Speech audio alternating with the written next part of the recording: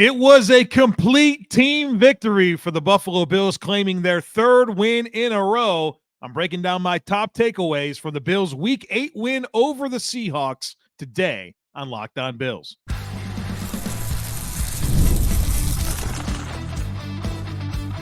You are Locked On Bills, your daily Buffalo Bills podcast. Part of the Locked On Podcast Network, your team every day. What's up, Bills Mafia? It's Joe Marino, author of Go Bills and Buffalo's Run, also the co-host of the Locked On NFL Scouting Podcast, and I'm your host of Locked On Bills. Want to thank you for making Locked On Bills your first listen every day, and a big welcome and shout out to our everydayers. You know who you are. Those of you who never miss a single episode, I appreciate y'all being here very, very much. I'd also like to invite you to subscribe or follow for free on YouTube or wherever you listen to podcasts. We're part of the Locked On Podcast Network, your team every day. Today's episode is brought to you by Game Time. Download the Game Time app, create an account, and use code LOCKEDONNFL for $20 off your first purchase. Happy Victory Monday to you. The Buffalo Bills defeated the Seattle Seahawks 31-10 and improved to 6-2 on the season. That was a complete team victory. Offense, defense, special teams, all coming together, delivering complimentary football at its finest, and the Bills imposed their will and got a blowout win on the road. The middle eight in this game was huge. And when I say the middle eight, it's the last 4 minutes of the first half, the first 4 minutes of the second half. And the Bills won the toss. They defer. They have the opportunity to set up the double dip and really control the middle 8 minutes of the football game. And in that span of time, the Bills were plus 10 on the scoreboard. And the Bills, when they entered that stretch of time, it was a 7-3 ball game that turned into a 17-3 ball game before Seattle got a chance to get their hands back on the ball. And the middle eight started after the Josh Allen interception. We'll talk about that later on. But the Bills being able to not allow any points, the Seattle Seahawks get the ball first and goal at the 7. They came away with no points. And the Bills respond with a 12-play, 93-yard touchdown drive. And then, of course, they come out of halftime and kick a field goal to go up even further. Get plus 10 there in the middle 8. It was huge. It was a big part of how this game was able to blow wide open, especially when you consider Seattle's knocking on the door of at least a a field goal. You'd think at least a field goal. They don't get anything. They don't get any points at all. They're turnover on downs right there. Now, I also want to talk about things that I liked on offense, things I liked on defense, things I didn't like in this game. We'll do the things we normally do here on a post-game podcast. But before I get there, I do want to shout out Bills Mafia. Bills Mafia, I heard all week about how planes are full going to Seattle. You're seeing Bills fans on social media talking about being in Seattle and all the Bills fans that were there. Seattle's a tough place to go play football. That's a good home field advantage.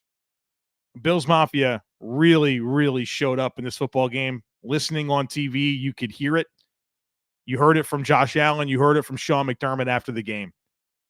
And I'm always proud to be part of Bills Mafia, but especially in situations like this. I mean, probably the furthest you could possibly travel within the United States to go see the Buffalo Bills play in a place that is known for their tough home field environment. Bills Mafia showed up, and surely that gave the team some juice. And it was so cool at the end of the game to sound like a Bills home game. Thousands of fans. Incredible. So shout out to Bills Mafia. You did your part.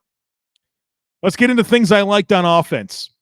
It was an exceptional day for the offense. Let's just start there. It was a great day for the offense. 31 points, a bunch of first downs, 28 first downs, 9 of 16 on possession downs. So third and fourth down, the Bills convert 9 of 16 opportunities, 445 total yards, 281 passing, 164 rushing. You possess the ball for over 38 minutes. You have long touchdown drives. In the first half alone, you have touchdown drives of 90 and 93 yards, not to mention a touchdown drive of 51 and 73 yards. 2 90-plus yard touchdown drives in the first half.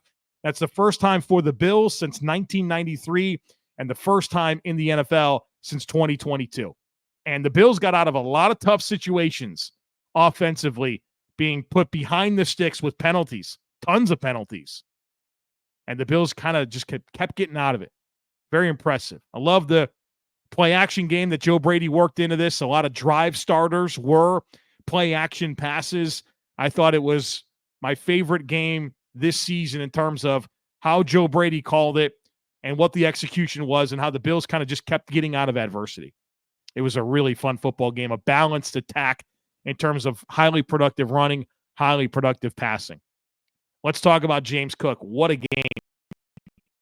What a game for James Cook. 17 carries, 111 yards, 2 touchdowns, had 3 catches as well. But I just love how he ran the football in this game. I loved it. Showed a really nice blend of patience and decisiveness. It felt like he was just seeing everything extremely well and hitting gaps with authority, but also when he needed to just pause a second or, juke a little bit to kind of create a little bit of the extra space, he did it time and time again. It was a really good game for James Cook. Showed a lot of physicality, broke a lot of tackles, got through some really tight creases. Definitely a top 2 or 3 favorite game for me watching James Cook. And I love the slashing style that James Cook gives you, a lot of speed, but he blended that with some physicality. He spoke with his pads a little bit in this one. It was great to see. Great to see that physical element show up with James Cook in this football game on the road. Being able to do that on the road, I think, really mattered. Part of the tone-setting nature of this game. I'll get into the competitive toughness that the defense showed, but that was on offense too. The Bills came in and were the more physical football team from the first play of the game. And as you continue to compete and strain, that adds up over the course of time, and eventually you blow out a team on the road. And James Cook, a big part of that tone-setting equation. How about Josh Allen? 24 of 34. That's 71% completion percentage. 283 passing yards, 2 passing touchdowns, did have the interception. Josh played great. I thought he was decisive. I thought he went down the field when appropriate. I loved the matchups he took advantage of. It was a well-executed game by QB1. And it's becoming very exciting seeing the chemistry that he's building with rookie wide receiver Keon Coleman. It is developing right before our eyes. We talked a lot in training camp of the plays that Keon was making. And the question that I had was, what does this look like during games? Is Josh going to show that same level of trust to give Keon opportunities in games to make those plays? And I said, look, as they produce favorably, those opportunities are going to continue to come, and they are coming. 5 catches, 70 yards, and a touchdown. The touchdown catch was awesome, going up against a really good corner in Tariq Woolen, who has a lot of length, right? Kind of the perfect corner. Like if you would pick a corner to match up 1v1 with Keon Coleman on a fade route in the end zone, you might pick Tariq Woolen. You might. He might be the guy you'd pick. Well, advantage 0 for Buffalo. Heck of a touchdown catch. Breaking tackles, winning after the catch, blocking. Keon's playing great. Now, he's not without blunder, right? But, I mean, it's a rookie receiver that is developing right before our eyes. One of the things that I said when the Bills drafted Keon Coleman is I said they got to be right about it. They know the skill set that they're investing. They got to have a right plan. They got to get it going. Sure looks like a great choice. Maybe it's time to ask the question, well, how did the NFL let Keon Coleman get to the Bills?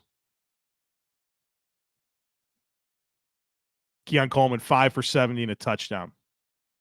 Developing right before our eyes. How about Khalil Shakir, the always reliable, the always efficient Khalil Shakir? 9 catches on 10 targets, 107 yards.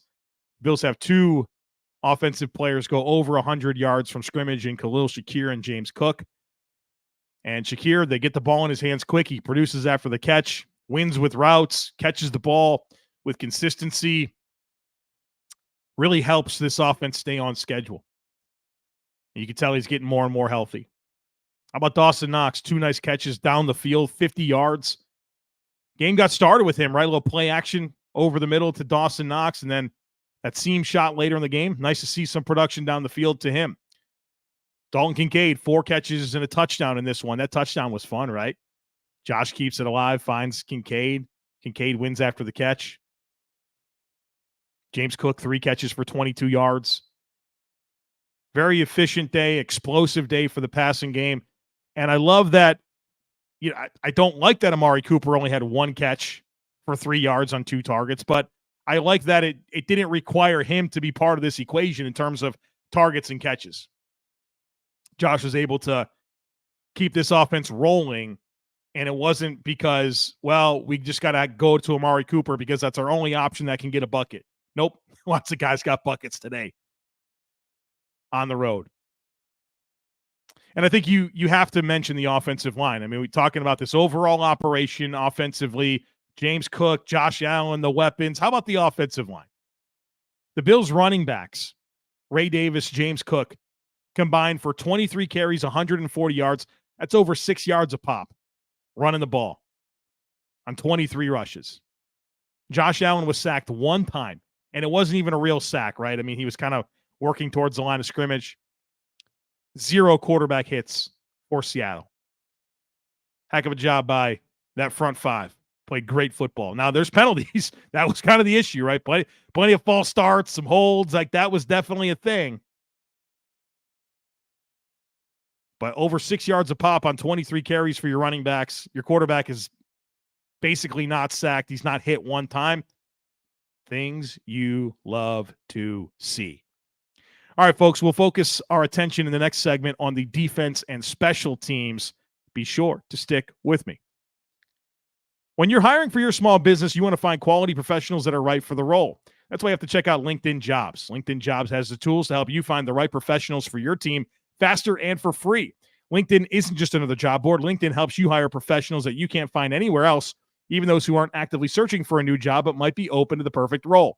In a given month, over 70% of LinkedIn users don't even visit other leading job sites. So if you're not looking on LinkedIn, you're looking in the wrong place. On LinkedIn, 86% of small businesses get a qualified candidate within 24 hours. So hire professionals like a professional on LinkedIn. Post your job for free at linkedin.com/lockedonnfl.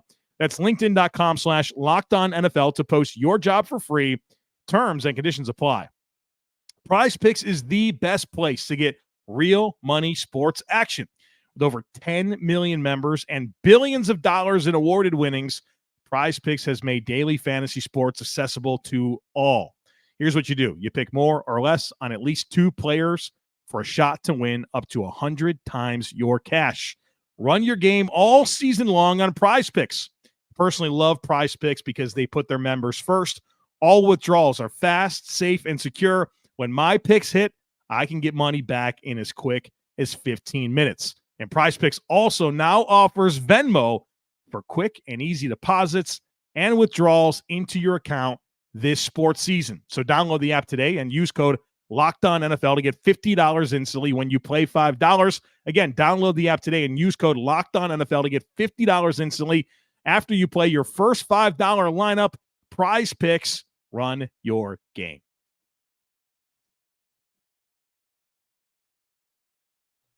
All right, folks, let's talk what I liked about the defense and the special teams. The defense was ready. We had talked so much about slow starts and the Bills going into this game, 96 first half points, 33 in the second half. They were ready to go from the outset in this game. And remember, they did it without Terrell Bernard, the team captain, such an important player for this defense. Shout out to Balen Spector coming in and filling in. And at least from watching the game live, it didn't feel like that was a problem at all for the Bills. Starting this game well, being ready for the quick passes. You saw it. You saw Geno Smith and Ryan Grubb, the offensive coordinator for the Seattle Seahawks, coming out and saying, yeah, we know these guys struggle with quick passes. We got them for you. We got screens ready to go. The Bills were ready. They were ready for it. Start defensively with 2 3-and-outs.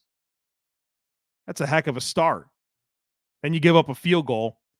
Then it's 4-and-out. So they go, they go for it on 4th down. So it's basically a 3-and-out. That's when they have the 1st and goal from the 7, no points. That's the first half. three and outs and a field goal. Then you start the second half with an interception, followed by a 3 and out. That's your first 6 drives. 4 3 and outs, a field goal, and an interception. Then a touchdown and a punt to close out the game. They get a garbage touchdown late in the game. 10 points this defense gave up. 1 of 8 on possessions downs. 233 yards. 32 rushing yards allowed on 17 rushes. Only 1 rushing yard in the first half for Seattle. Talk about starting fast. And you heard me talk all end of the week about how concerned I was about the Bills defending Ken Walker. Well, either I was absolutely wrong about that, or the Bills were also concerned about defending Ken Walker and had the right plan. But bottom line, I thought Ken Walker was exactly the type of back that could really present a lot of problems for the Bills defense, and they held him to 12 yards on 9 carries. 9 carries for 12 yards for Ken Walker. Unbelievable. Heck of a job by the Bills on defense. And I thought Austin Johnson's interception, huge moment of the game, right? I talked about the middle 8, right? Coming out of the middle 8, the Seahawks were down 17-3. It's a 2-possession game. 17-3 has been erased before in the NFL, and they're driving. They were driving. You're thinking, oh, well, I guess they're going to get to 17-10 here unless the Bills can get a stop. It's 1st and 10 at the plus 40, so the Bills' 40-yard line. They're moving the ball. And the Bills recognize a screen. Casey Toohill with a little tip. Austin Johnson finishes off the deal. Huge play in the game. Big part of this thing breaking open. But I thought the Bills' defense set the tone with physicality. Run defense was tremendous. I mean, tremendous. 32 rushing yards allowed on 17 rushes. And look, we knew that Seattle was the most pass-aggressive team in the NFL.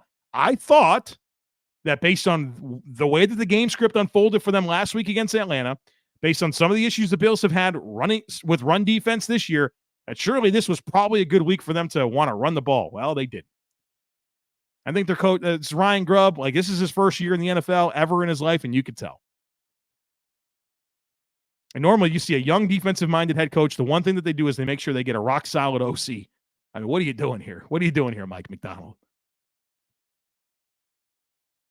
The Bills' defense set the tone with physicality. Their run defense was tremendous. Greg Rousseau early in this game with the pass breakups, a couple of tackles for loss, big-time tone-setting effort. Corners were smothering their receivers all game long. Physical tackles, Taron Johnson in space, Rasul Douglas in space, Cam Lewis in space. All of that adds up over the course of a game. Eli Ankou, how about that guy? Called off the practice squad. You felt him. I thought his run defense was terrific. He might be the 3rd best defensive tackle on this team. Might be time to think about him having a roster spot and him dressing on a weekly basis. Feels like he's pretty good anytime he's out there. He was a defensive tackle I preferred they'd call up this week. Also interesting that Zion Logue was a healthy scratch. I've been critical of Zion Logue to this point. I don't think he's played well at all. And I think the Bills absolutely made the right choice by calling up Eli Ankou and having Zion Logue as an inactive player.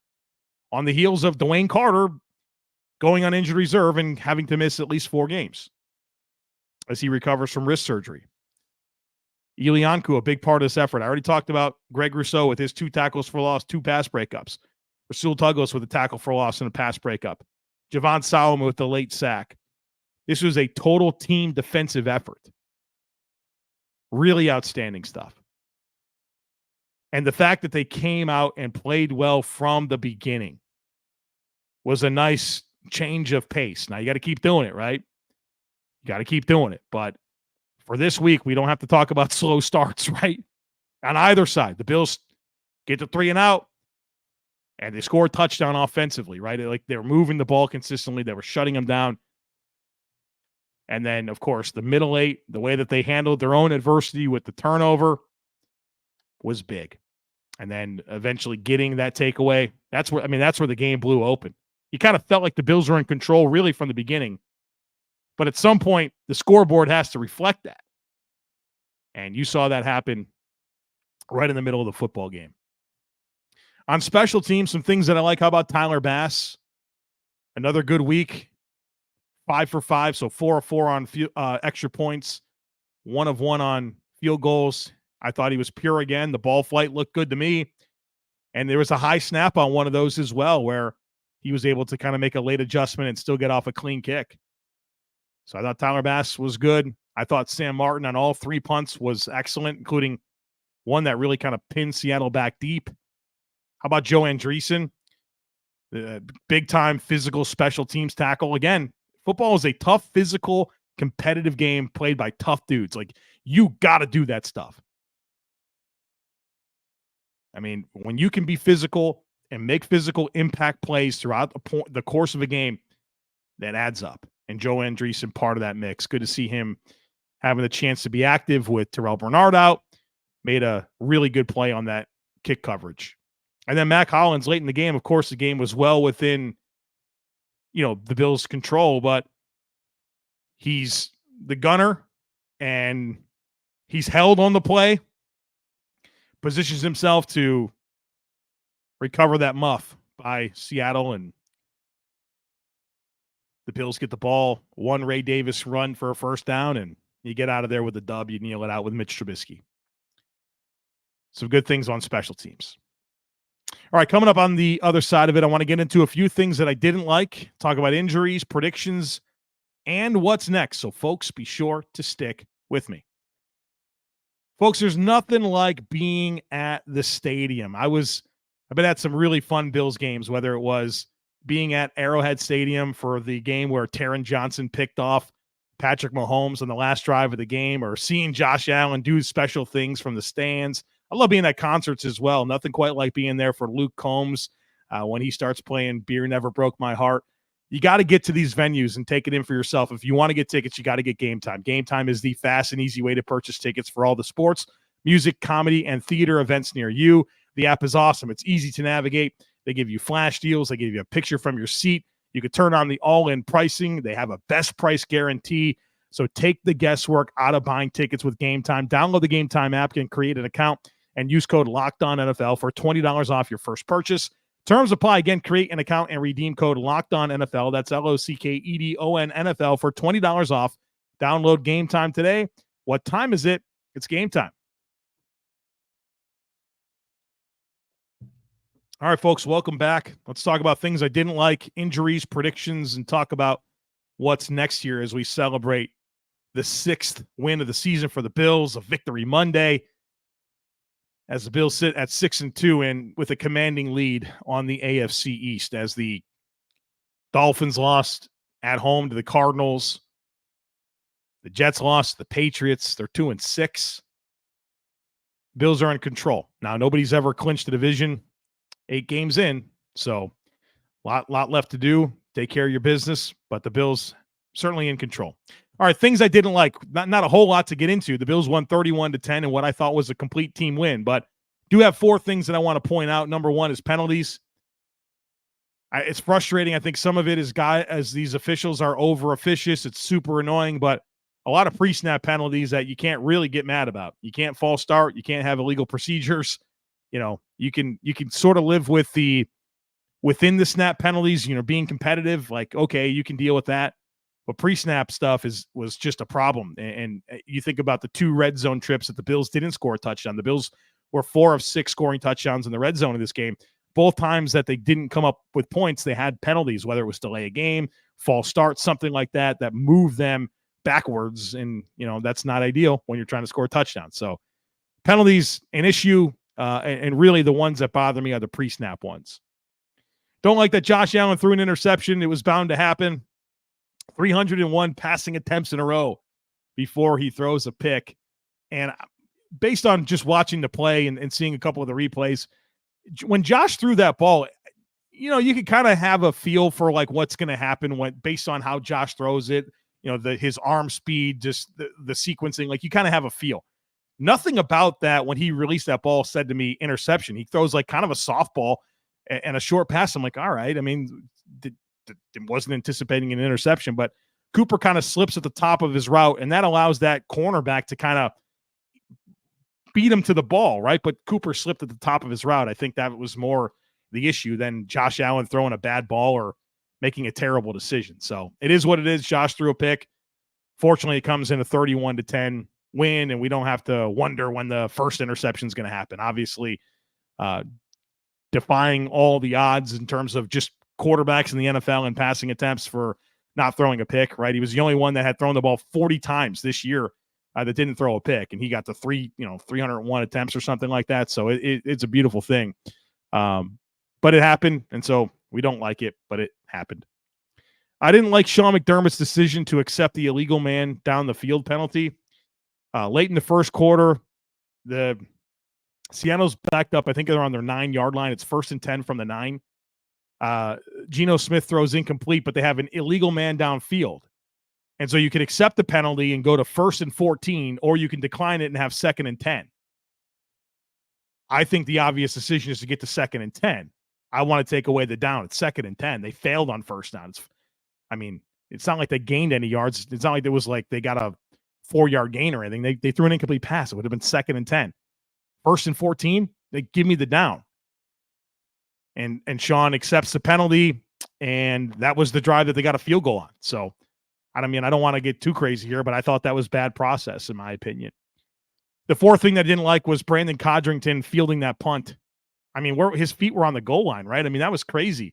Cost the team field position. Now, it didn't matter, right? Like in the grand scheme of things, but again, process. You got to do the smart right thing, and that wasn't the smart right thing. I know it was a bit of a line drive, and you can say, hey, he's trying to be competitive and make a play, but that's just not smart there. Let that ball go into the end zone and give Josh Allen a touchback and go to work. That was a poor decision. So those are the things I didn't like. Penalties, Josh Allen's interception, Sean McDermott accepting the illegal man down the field, and Brandon Codrington fielding and returning that punt.